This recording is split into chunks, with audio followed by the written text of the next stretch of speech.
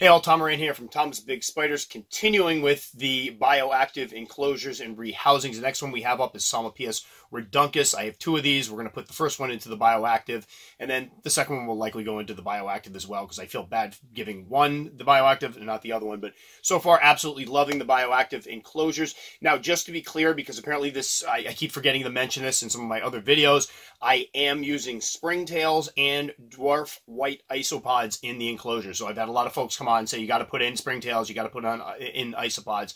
I have both. They are both in the enclosures. And this particular one I have here, I did let sit for a couple weeks before I ended up putting the spider into it. This is something I've been kind of screwing up on in some of the other builds, is that you have to let the plants acclimate before you introduce the animals to it. I've been kind of jumping the gun, putting the plants in a couple days later, putting the spiders in, and luckily so far they seem to be acclimating well, despite the fact that they already have the occupants, but I need to be a little more careful in the future. So enough talking, let's get on to the actual rehousing.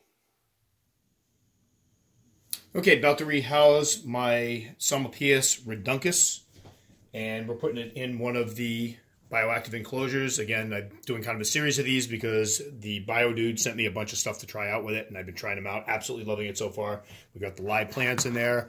We've got the bioactive substrate at the bottom. I do have springtails coming in. A lot of people mention the springtails, and I actually raised dwarf white isopods, which I could also add those in, but we'll see how it goes. And this time I'm using a cork bark round, which I normally don't use very often. Usually I do the flats up on the side, but I did take the background out of this, the styrofoam backgrounds. I actually took them out of all of them. And the only thing I like about the styrofoam backgrounds is it gives them a little cover in the back if they want to hide. Now that it's open, I figure the tube will be a little bit better. I'm hoping that it'll go up and web up inside the tube and use that as its home base. So we're going to go ahead and try to get this, coax this one up and out. What I'm going to do, and I've used this before and it worked pretty well, is use a spray bottle to just kind of get it moving and then get it up into, I'm not spraying the spider, but spraying behind it. And of course it's not working. Sometimes what you can do is get them to go up. Let me just get a paintbrush. We've done a couple times, been able to just kind of squirt their back legs, which gets them moving up, and then they go right up and in. And of course, it's just going to keep going around in circles. I want you to go up. Up. There you go. Up.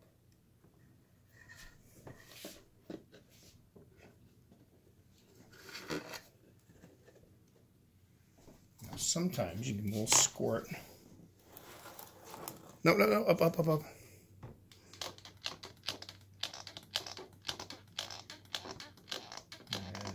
Oh, there we go. The problem with these containers, I love them as far as ease of setup, but as you can see, there are little nooks and crannies in these corners that make it very difficult to get the spiders out of sometimes.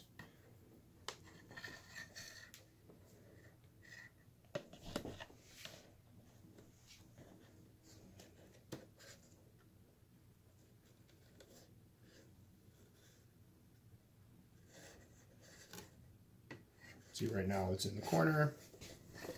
No, no, no, no, no, no, no. Probably end up trimming this a little bit because I think people have probably watched me do rehousings ad nauseum. So it goes. Almost.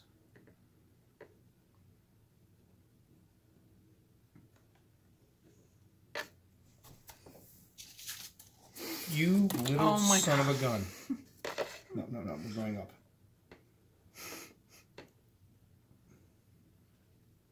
No, we're going up. I was trying to grab the cardboard now. Oh, all right. Probably trim a little bit, but oh my lord, I've never seen her actually. Oh, wait a minute, I'm looking at the green reflecting her. I don't know if she's showing up. I'm not going to open this one up very much. Get a little peek.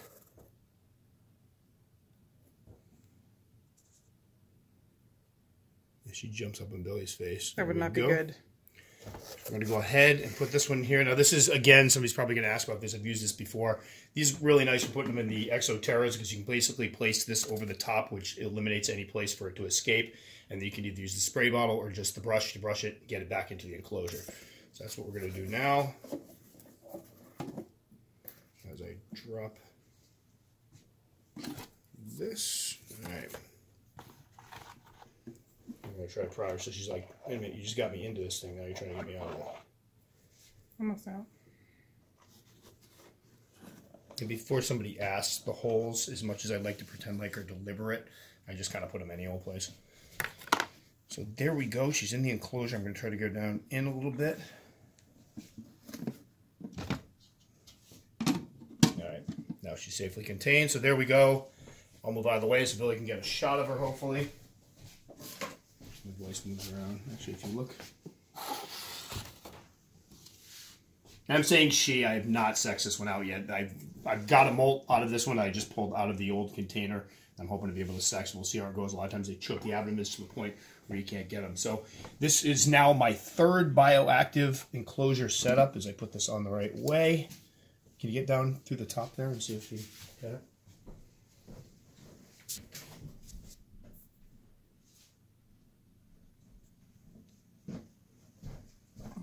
Beautiful girl. We'll get the top on before she escapes. So there we go. This is one of the 8x8x12 Exoterra Nano Talls, which I like for basically the smaller arboreals. And gorgeous little girl. I'm hoping it's a girl. I have two, so the other one will probably be getting one as well. There we go. Bioactive setup with a Psalmopoeus reduncus. And obviously I'll be doing updates on all these to see how they work out. She did a lot of webbing down the base of her old, here's her cork bark here. A lot of webbing around the base or so, but I'm thinking the plants will be safe. We'll see how it goes. So Psalmopoeus reduncus in its new bioactive enclosure with all the fixings supplied by the Bio Dude. Loving these so far. And they're definitely looking pretty on the shelf. I think after I get them all done, what I'm going to do is do a quick video of where they are in my tarantula room now because it's really starting to shape up and look beautiful. All right, and here we have my P. reduncus. This is first thing in the morning, hence why I'm narrating, because if I was trying to speak here, it'd just be a series of grunts at this point. I had to have my coffee.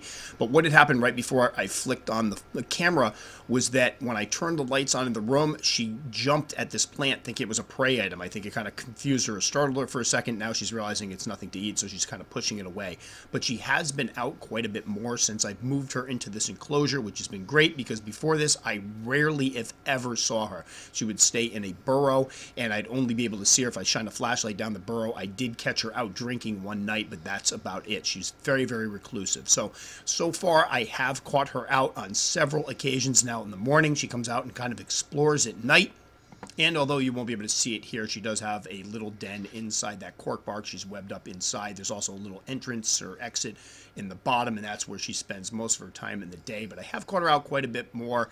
She's doing great. The plants are doing well so far. So far, so good. Absolutely loving it. And you can see it just looks so much better than, say, the little plastic Sterilite boxes.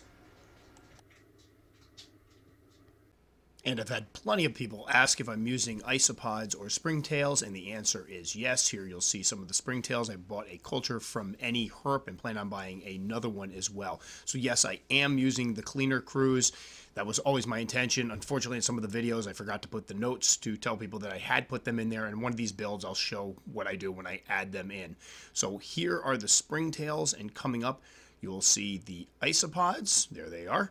So using both, the springtails tend to work really well on the molds and funguses and stuff. The isopods break down some of the plants, and I have used both before to really good effect. So again, I want to make it very clear I am using these in the enclosure builds and will continue to do so. The only one that doesn't have them right now is the GBB. All right, so there you go. That would be, I believe, the fourth one I've rehoused. I was originally sent 5 enclosure builds from the Bio Dude, and I'm absolutely loving this stuff. And I have to say, the only issue I'm having right now is that when this originally started, I was just going to do a few of them and just kind of have a couple nice ones on the shelves. Now I'm basically walking around my tarantula room trying to figure out which species I'm going to do next. I'm probably going to do some with some of my scorpions.